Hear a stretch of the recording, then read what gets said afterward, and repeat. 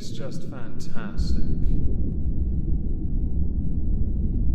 Captain's log, subject 210330.4. With the ISO cubes now getting into a form of rhythm, I've decided to randomize the cell searches and drug tests. We are not, however, testing for drugs. No. We are subjecting certain inmates to drug tests, mostly for the bants.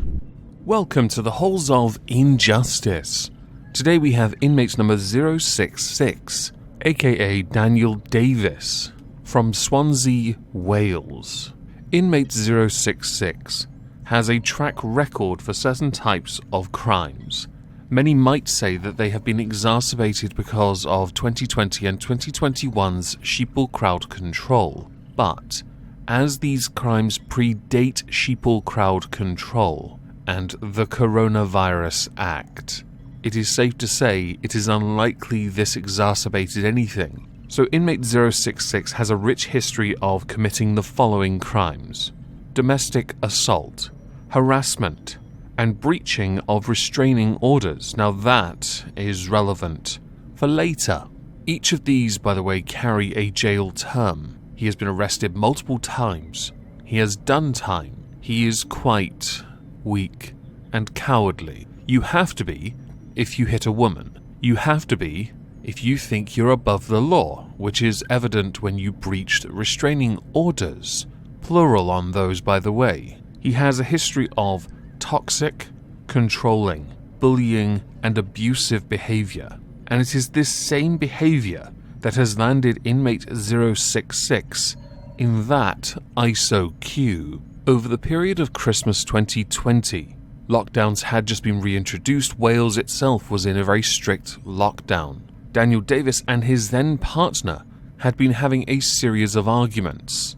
This, by the way, will later on fit in with his control freak MO. These arguments were quite volatile, and on December 28th, inmate 066 took this and crossed over a line that then passed into the realm of criminal. During an argument with his then partner, who we're going to call Jane Doe, inmate 066 decided to be big brave and start throwing things at Jane Doe, more notable of which was a mug, which did hit her. The mug broke, and inmate 066 grabbed the largest piece of it that he could use as a weapon, like a shard of glass. With this rather sharp shard, he cut a rather nasty gash into the neck of Jane Doe, hence crossing line. That sounds like ABH, doesn't it? It also sounds like attempted murder to me, and we all know what my sentence for that is. Jane Doe then managed to obtain the phone, but inmate 066 was fast in the very small space of their home, and they tussled, wrestled. She was after all trying to call the police, and last thing he wants is a grass. Jane Doe then fled the property, but inmate 066 followed. When he finally caught up to her, he shoved her into a wall, but not long after, the police did catch up with him, and he was arrested. So let's see, we have fingerprints on the shard that he used to cut her neck, her own statement, the fact she did call the police. Yeah, no doubt they would have heard all of that. This is quite damning evidence for Mr. Davies. Sorry, inmate 066.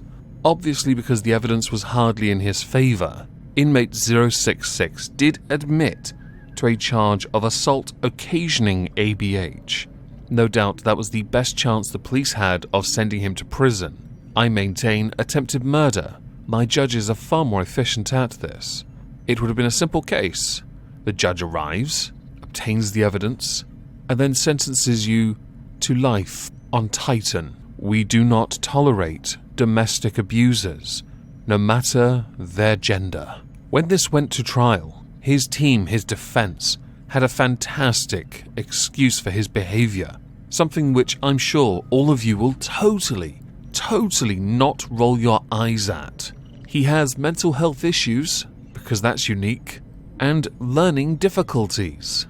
At some point in his life, I'm sure he was told, it is never okay to hit a woman. No one has a learning difficulty with that principle. It is a terrible excuse. It is a terrible scapegoat. In fact, by using it, you make a mockery of those who actually have learning difficulties. I'm less inclined to believe this man, air quotes around that word, has a learning difficulty, and more inclined to believe he's simply stupid. The prosecution took the tact of basically telling us everything I've already said so far, retelling the series of events, and also conceding the relationship was toxic. I forgot to include this earlier. Jane Doe went to hospital and received stitches for the wound on her neck. So what does the judge say about all of this?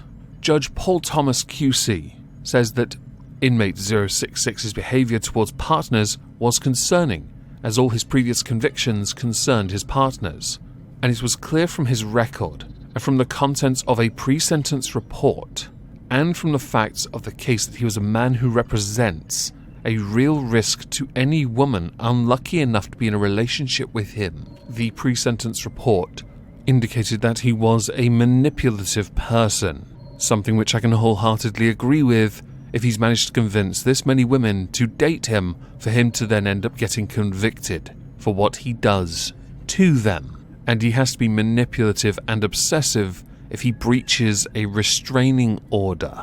As inmate 066 did in fact plead guilty, he was obviously found guilty. With this comes a sentence.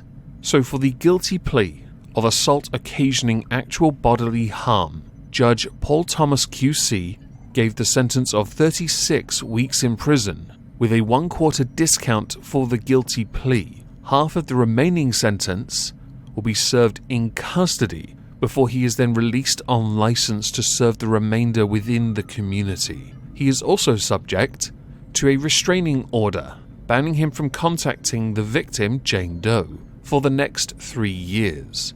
I took the liberty of obtaining the sentencing guidelines for actual bodily harm with assault occasioning, and it is actually the most severe sentence one can give for this crime. My view is, he cut the neck, the left side. There's something there that made it bleed a lot.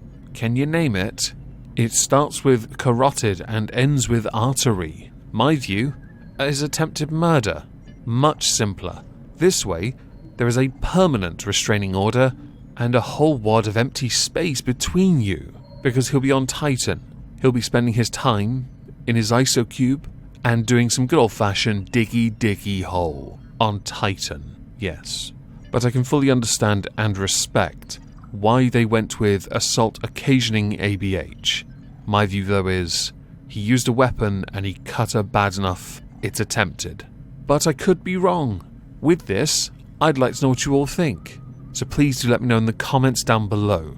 As a final thing, inmate 066, don't breach this restraining order. It is a waste of my time, my energy, shrinking you down, shoving you in a quantum torpedo, without the quantum charge of course, and firing you at Titan. So don't break the restraining order. Anyway, I hope you'll have a fantastic day. Thank you all very much for listening.